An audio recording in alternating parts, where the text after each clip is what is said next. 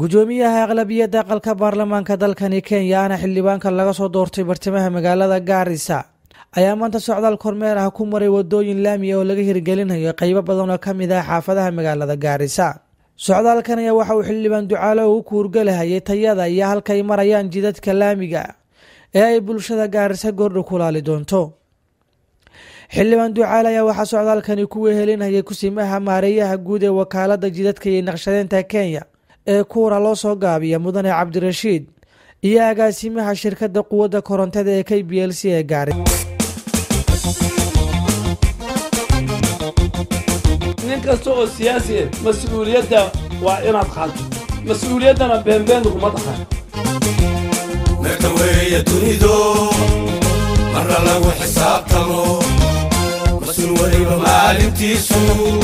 wuxuu meel dhigtaaba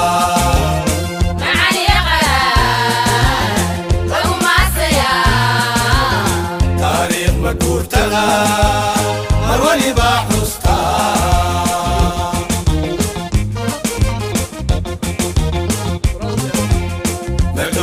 dunido marna lagu xisaabtamo mas'uul waliba maalintiisu wuxuu meel dhigtaaba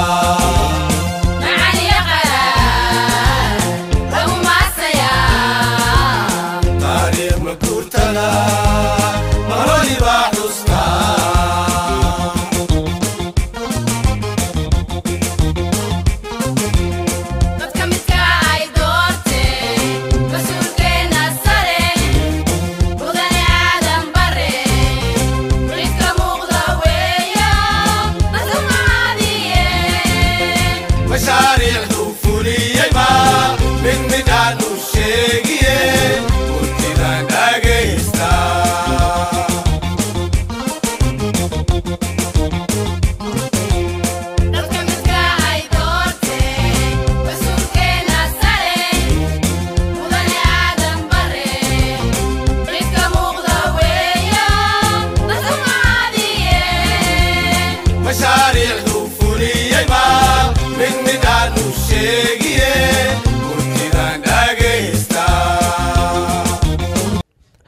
mudane aadan barre Ducaale ayaa ka warbixiyay kormeerka uu ku tagay qaar kamid ah wadooyinka uu dhismaha ku socday ee magaalada Garissa. waxaan imaaday magaalada Garissa anigoo ay weheliyaan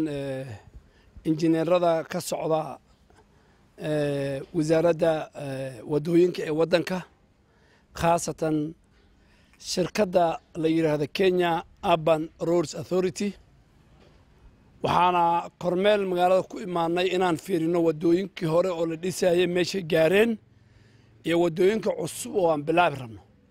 wadooyinkii hore oo la dhisayay oo hadda socdaan waxaa ka mid ah wadada isku xirayso Buula Iftiin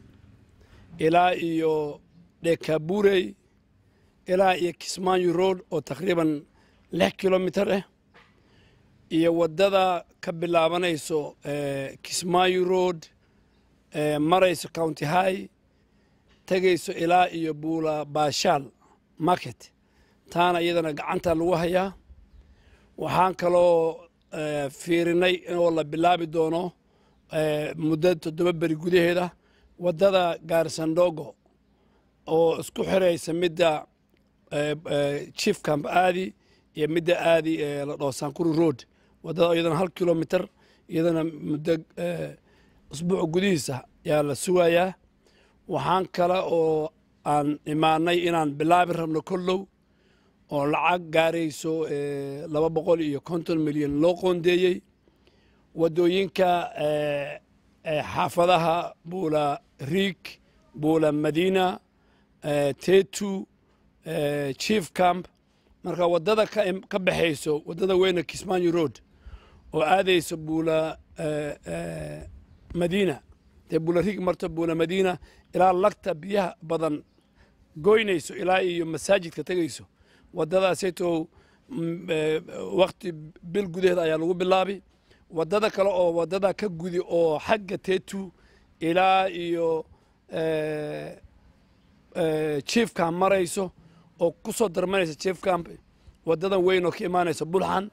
midda kalena ku darmanayso ilaa iyo ADC agteeda marayso kaga darmanaysa wadada weyn power lighting korkeeda ah marka wadooyinkaas ayaan fiirinaynay wadooyinkaasna waa wadooyinka aan muhiimadda aan siiyey oo horumarka ah wadooyinka markaan samaynana maanta waxaan la soconay qolooyinka ayakana shida korontada ee waddanka Kenya Power and Lighting wadda kasta markii faraha laga qaado waxaan rabnaa in lagu xiro wadooyinkii nalalkii wadooyinka oo la yiraahdo street lights lagu xiro midda aan ka codsanayo dadweynaha waxaa weeyo waan tala ayaan idinku soo celin doonaa haddii lagu dhaho derbigaada ayuu waddada aad soo gashay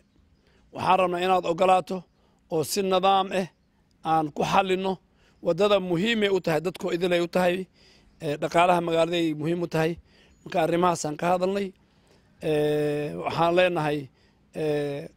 meelaha korontada qabina inay korontada la geeyo ayaan ku tashanay waxaan kaloo aan mashruuca la socday maanta ninka u weyn Kenya Power Lighting oo korontada waxaana fiirinaynaa xaafadaha magaalada ay ka mid tahay tuula iyo magaalada oo weli ay gaarin korontada sababtana ay tahay waxaa la leeyahay transformers marka taqriiban 15 transformer ayaan ka soo qaaday wasaaradda korontada iyo Kenya Power and Lighting marka shacabkana waxaan u sheegay inay arrimahaasayto jiifafka iyo shacabka ay dadka wacgeliyaan xaafadii koronto weli ay gaarin hana loo soo sheego si degdeg ayaan ku gaarsiin rabnaa maamala wadooyinka ku aan dhisayno waa laami hal waddo oo laami ahayn magaaladan kama dhisayno dhanka kale mudan aadan bare ducaal ayaa kormeer ku soo maray waddada dheer ee isku xidhi doonta guud ahaan gobolka waqooyi bari Kenya ee Nuunow iyo Madoogaashe taasoo haatan ku socda dhisme laami ah waddadan ayaa mid si cajiib ah loo dhisay waxaana yaqiinsan inta aad gaariga saaran tahay inay rimooda riyaba in badan ku taami jireen shacabka gobolka waqooyi bari Kenya muddo 30 sano agadaashe marinkeedii gaariso waddadii murugta badneed laamigii madooba mudanaheen masaaryo mugdigii habeenkii maalin baan ka joognaa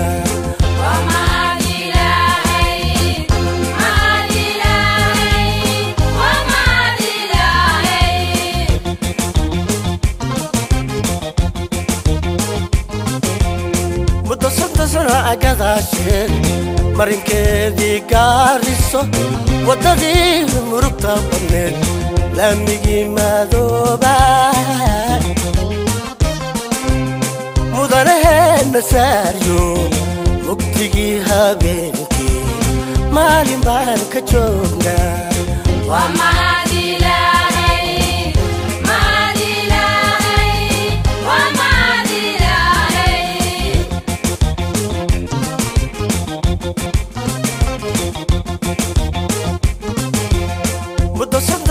agadaashe marinkeedii gaariso waddadii murugta badneed laamigii madooba mudanaheen masaaryo mugdigii habeenkii maalin baan ka joognaa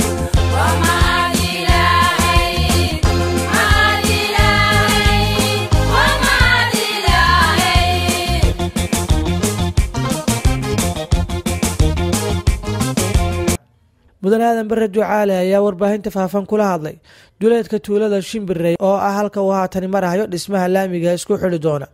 guud ahaan gobolada gobolka waqooyi bari jidka waxa weeye jidkii Nuunow Madoogaashe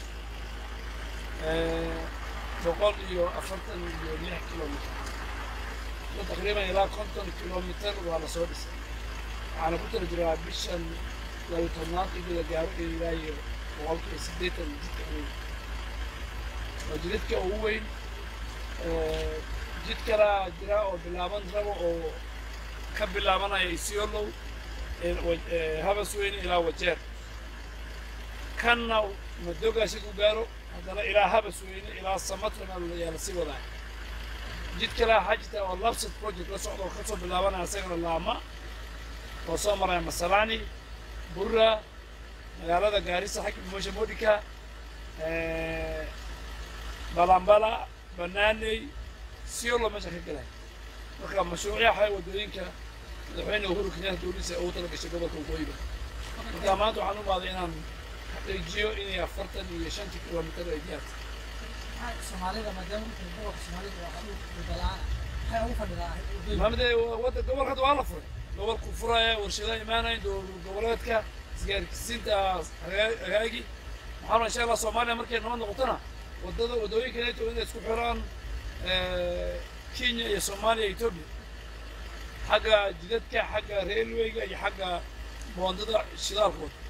badiyaa badi waa kambeynooyin kaga soo qoray inaysan aamini jirin inay suuradooda wada naga dhasha hadda maxaad bulshada u aaminsan tahay waxaa waye dowladda uhuru kenyatta waxaa waye dowlad oo magaceeda la yidhaahdo qowl iyo qabasho waxay qowl qaato way qabataa